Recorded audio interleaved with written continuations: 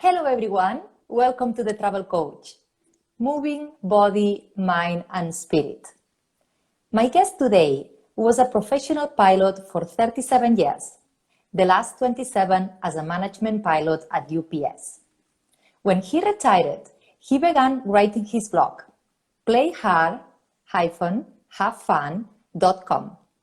Since then, he and his partner Catherine have traveled to 82 different countries, and they have run at least a half marathon in 35 countries on all 7 continents. Tony Copeland Parker, welcome to the Travel Coach.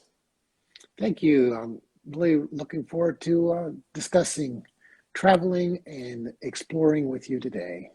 Yeah, what a combination. I'm so excited about this conversation, Tony. Thank you for being here today.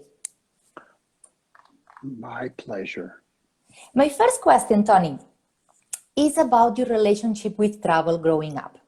Can you share with us what are the memories you have from this phase of your life? Well, I have vivid memories of when I was about 12 years old. My parents and my sister, we all traveled to Europe during the summer, and we were there for about a month. And I have very fond memories of all the different sounds and smells and touring all parts of Europe. I have a picture in my mind of me standing in front of the Berlin Wall with a picture was taken there. So we had a really good time. My parents traveled well into their 80s, so that kind of instilled in me the love for travel. Yeah, I can see, right? You pick it up since a very, very child. How cool. Yeah. Okay. So we said you traveled to 82 countries and your background is also in the travel industry as a former pilot, as we said. So let's start from the beginning. So I would like if you can share with us, what were your lifestyle as a commercial pilot? How was your life back then?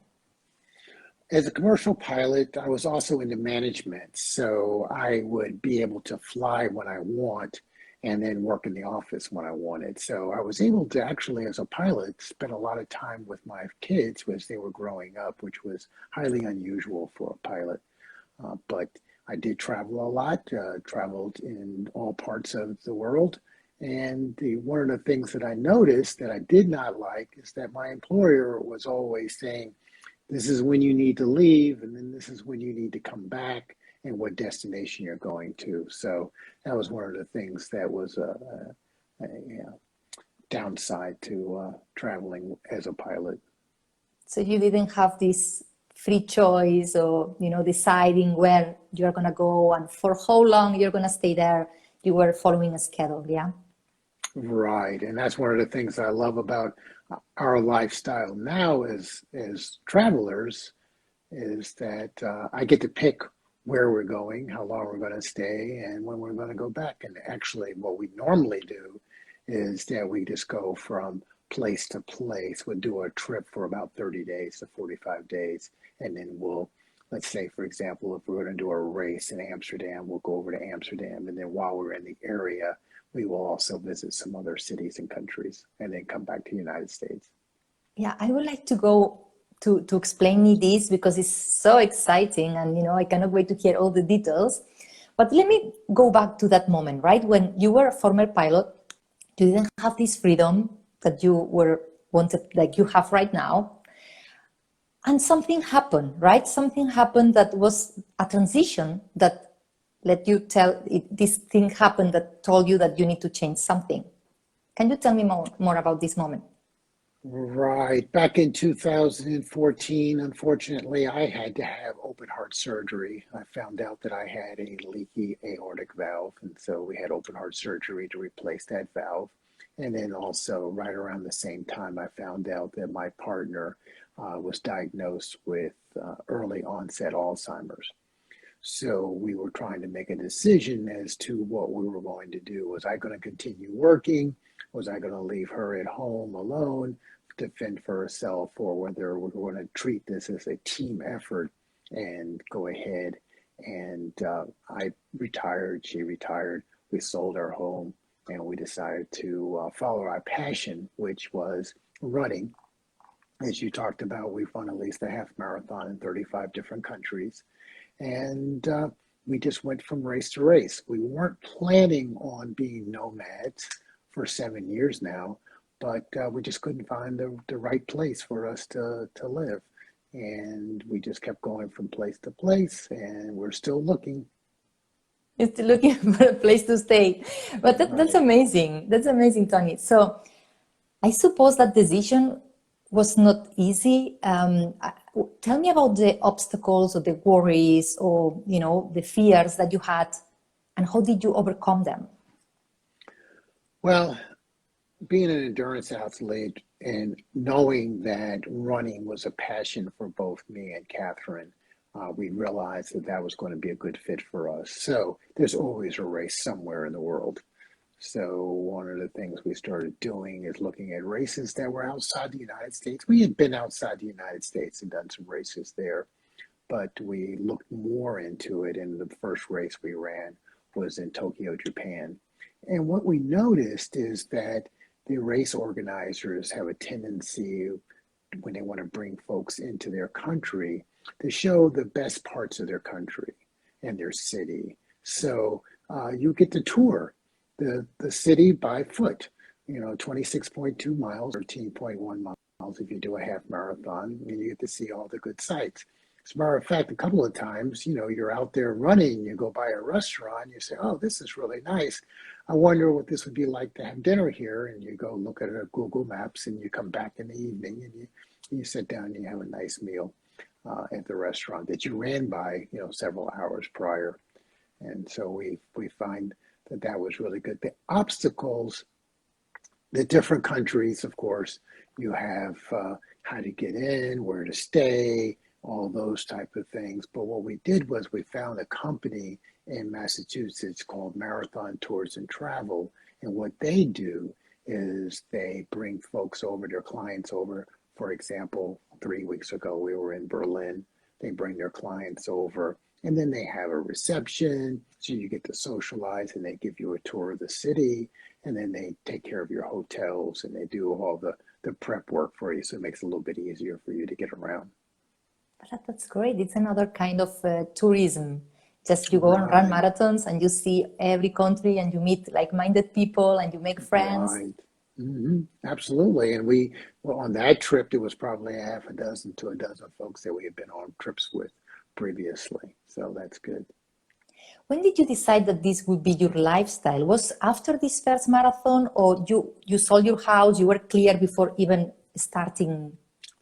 Yes, we sold the house. We put everything in storage. We were all, ready to go, had our bags packed, and we were just looking at, okay, we'll go do this race. And then while we're over there, where we're going to go next. So, for example, when we did Tokyo, we stayed over in the area, and then we did some other tours. And then we ended up doing a race in Rome, Italy, about 2 weeks later.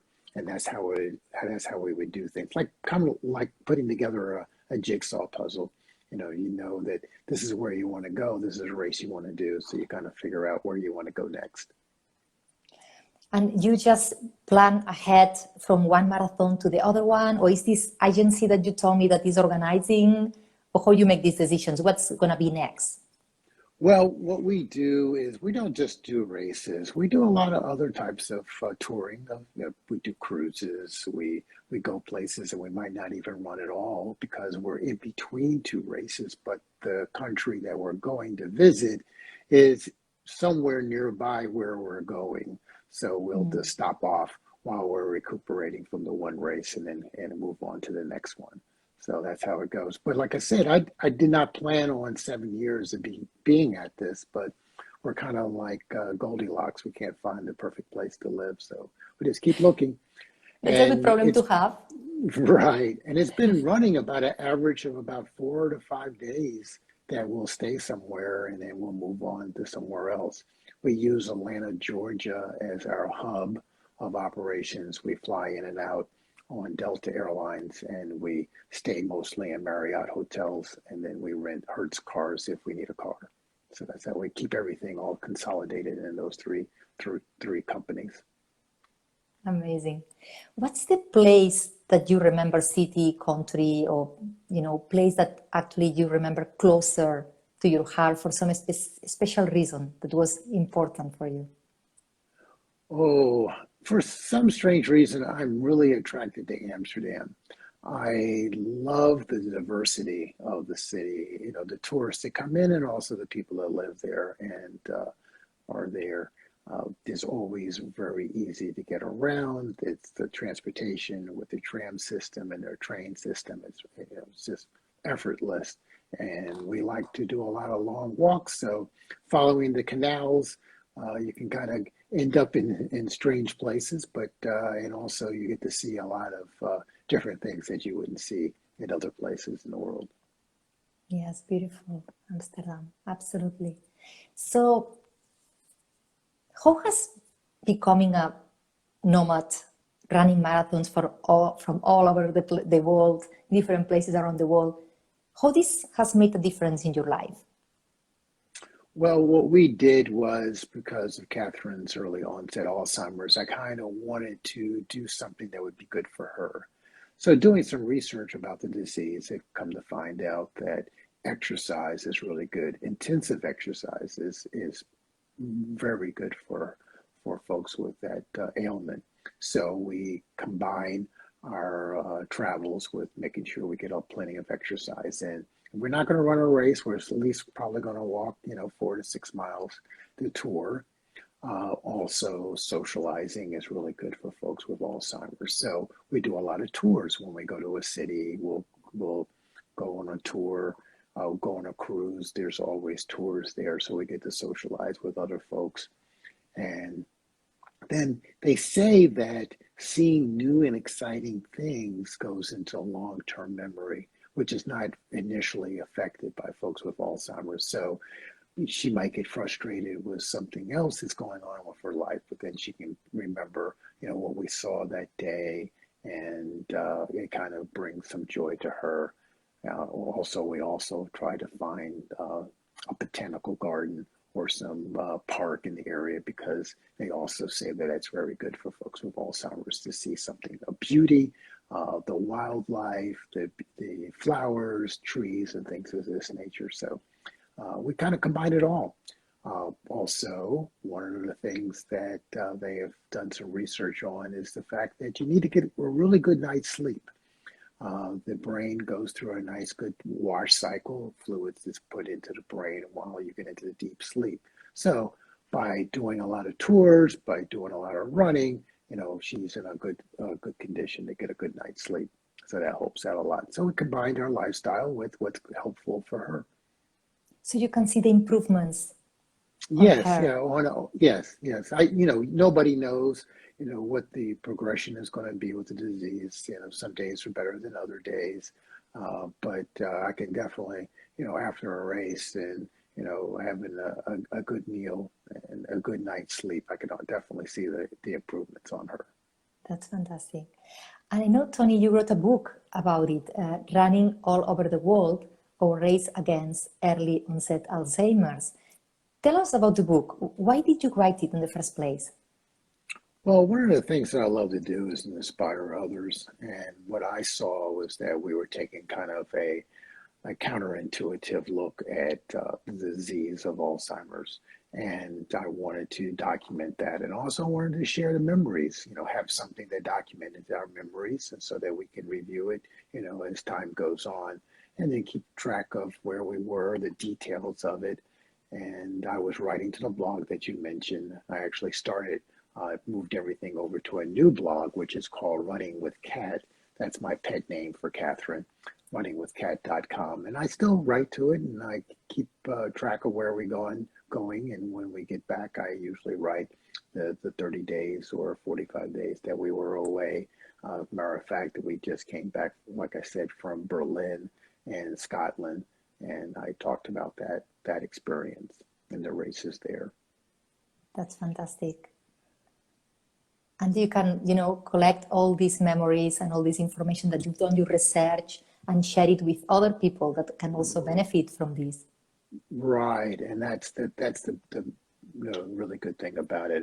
It's out there for everybody to look at. I don't go into a whole lot of details on her health, and I kind of want to have an optimistic look and an optimistic view of how she's doing. So I do talk about the highlights of her running contributions and achievements. As a matter of fact, even during COVID, we were able to get some races in the United States. And one of her goals was to run a marathon in all 50 states. And we were able to do that last year. And now we set a new goal for ourselves. We're now going back around in the states and we're going to run a half marathon in all 50 states. And we just finished up in New Mexico while we did state number 41. Wow. So when do you have the deadline for this goal? So I probably by spring of next year will get them all done, and then I'll have to set up another goal, maybe a 10K in all 50 states. But we talked about the fact that we've done 35 half marathons at least in 35 different countries. So we'll probably go back, and once the world opens back up, we probably go back in and get 15 more, so we can get a nice round number of 50 countries knocked off. That would be awesome to celebrate. Yes, absolutely. Because I suppose COVID has impacted your lifestyle somehow. Yes, there's an interesting story there real quick. Came off a cruise ship and we were in St. Kitts in the Caribbean, which we love. And we were supposed to be there for 2 weeks, but that's when COVID hit. And the island decided that they were going to protect their citizens by shutting down the borders. And no planes in, no ships in. And of course, that means nobody can get off the island either. So we were stuck there for a month. But actually, it turned out pretty good for us because it gave me some time to take all my writings and start putting the book together. So I did a lot of editing. I found a professional editor, and then I found a publisher. So when we got back to the States, then we had to quarantine. So I had another 2 weeks, 3 weeks that I couldn't do anything. So we continued working. We were able to publish the book of June of this year. Everything happens for a reason, right? So you were Yes, meant absolutely. to publish this book, and this happened Right. in the right time. Right, absolutely. And it's a great experience after writing a book. I get to talk to folks like yourselves, and I learn all sorts of things from others, and share my story with people that are like-minded and might be interested in what I have to say. Our book does not go over all of the 81 countries. It kind of gives highlights of some of the places that stuck out in my mind. For example, Amsterdam, I talk about that quite a bit in terms of my thoughts about that part of the world, and other places that we've been that are kind of off the beaten track, like Madagascar and Bhutan and the Great Wall of China, places like that. Yeah, that's amazing. And you get to inspire people, and people who may be in the same situation, that they know they are not alone and what they can do, and totally Right. transform the lifestyle. Right, because what we did, and this goes for a lot of people, and not necessarily the folks that have Alzheimer's, but have another life-changing event in their life, is the fact that we look at the challenges of the racing and setting goals for ourselves. So that takes our mind off of the day-to-day of task of caring for and dealing with the disease. Is there any marathon or half marathon that you were, started, but didn't know if you were able to finish at some point, that you wanted to give up? Or Yeah, all of them. But I've always finished what I've set out to do. So I have no what is known as did not finish DNFs. I have none of them. But I've had some where you're sitting there and you're going, why? It's mile 24, and you're wondering, why am I doing this? But then when you get the medal put around your neck and you're saying, okay, yeah, that's why I do it. And the sense of achievement and accomplishment goes a long way for your well-being. So that's also good for Catherine. So she can achieve those things and she can say, okay, maybe I do have this disease, but at the same time, I'm able to do things that people aren't able to do. Yeah, and get to know all these places and meet these people and have these experiences that you maybe would never have if you would stay at home, right? Correct. Absolutely. Is there, in these 7 years of running and traveling, is there any moment that you, Catherine, missed, the comfort of the familiarity or the routine that you had before? Oh, not at all. No. My suitcase has always been packed. Catherine traveled a lot when she was younger, also.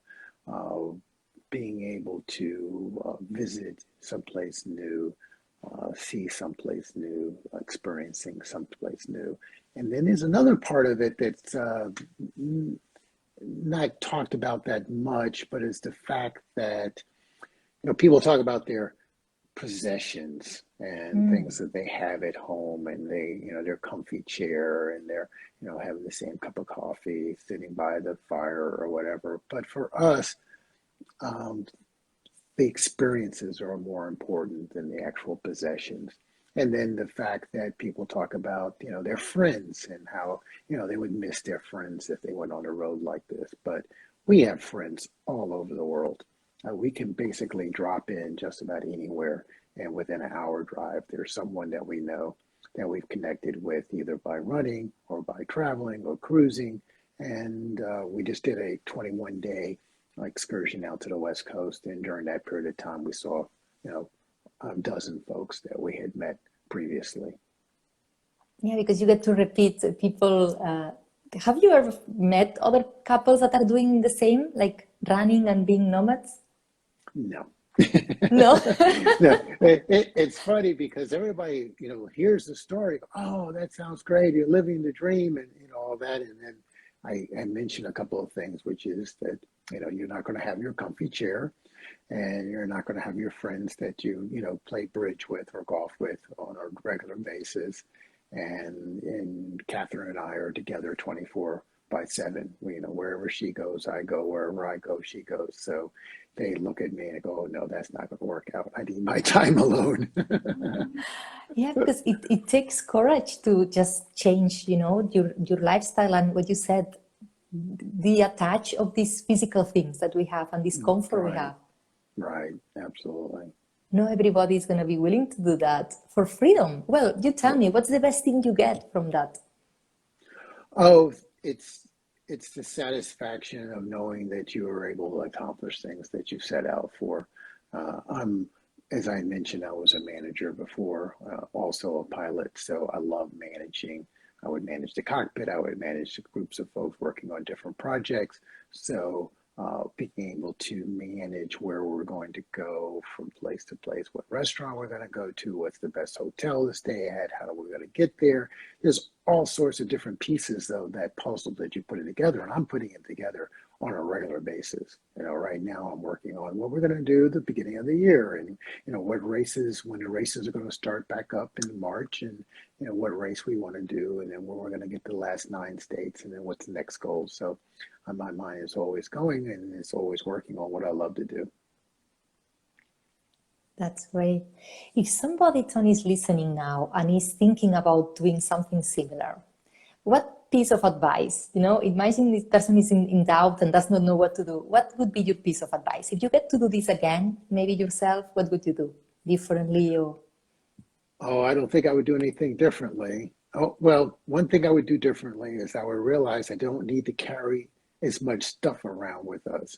Instead of, I remember when we first started, we had three big 50-pound suitcases and backpacks and all this stuff. And then after a year, you look at it and go, I've never used this item. So why carry it with you? So that's one of the things I would have pared down a lot quicker. But the piece of advice I always have for folks is to follow their passion as a couple. If you have a couple that's like-minded and you can do the same thing together, that's the great part, because you don't know. You have no idea how long you're going to be on this earth.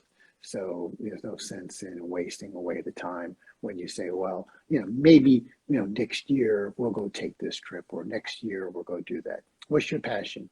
Find out what you're both passionate about and follow that. It could be something as simple as you like to listen to different operas. Okay, well, go find an opera in your city, go find an opera in your state, go find an opera in your country, and then expand your horizons moving forward.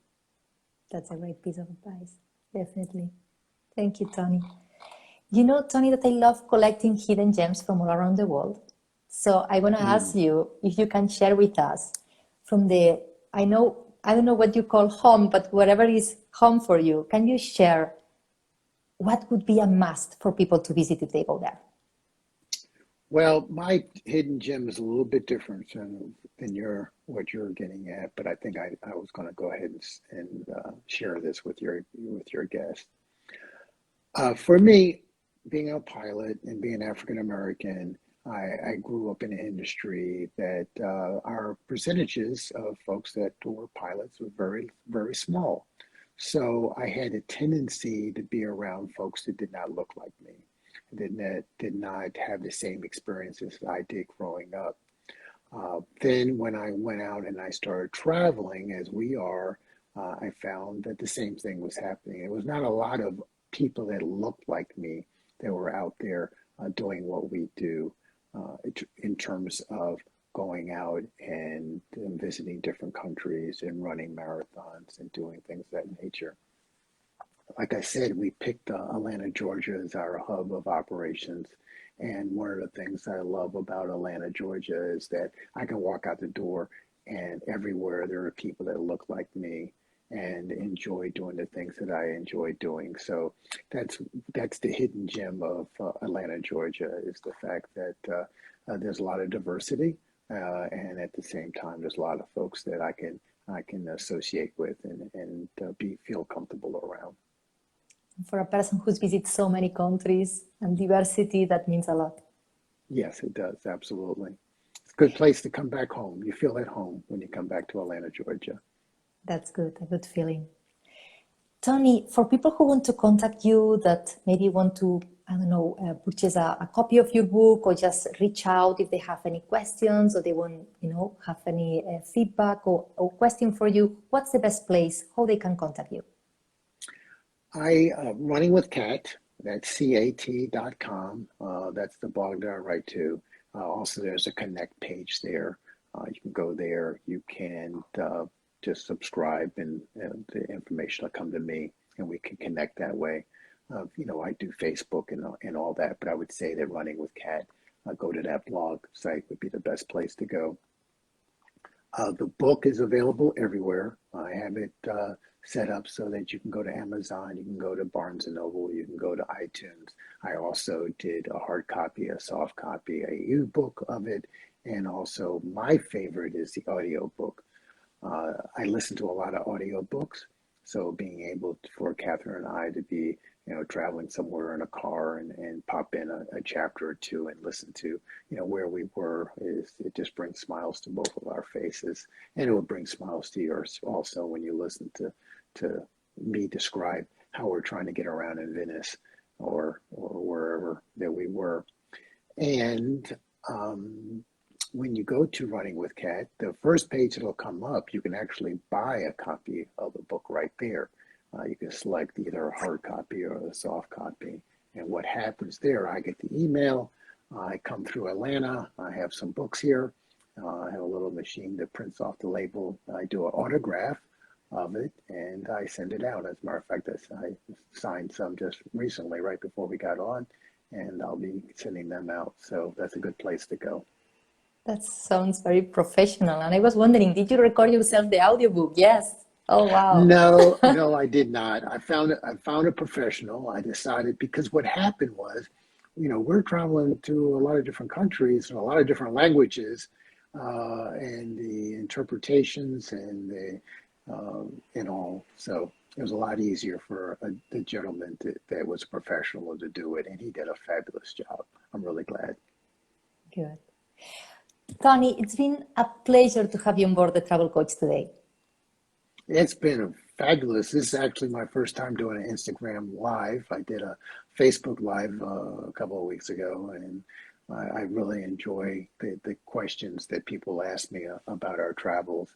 One thing that I'm going to leave with you before we go is the fact that Catherine and I look at travel as medicine for us, as I described to you the different things that it's beneficial for her and also beneficial for me in terms of what I like to do. And so we kind of look at traveling as medicine. That's a great message to give, to finish this today with. Thank you, Tony. Okay. You have a great day, and thank you very much for inviting me. Have a great day, and everybody tuning in, happy and safe travels. Bye again. Absolutely. Bye now.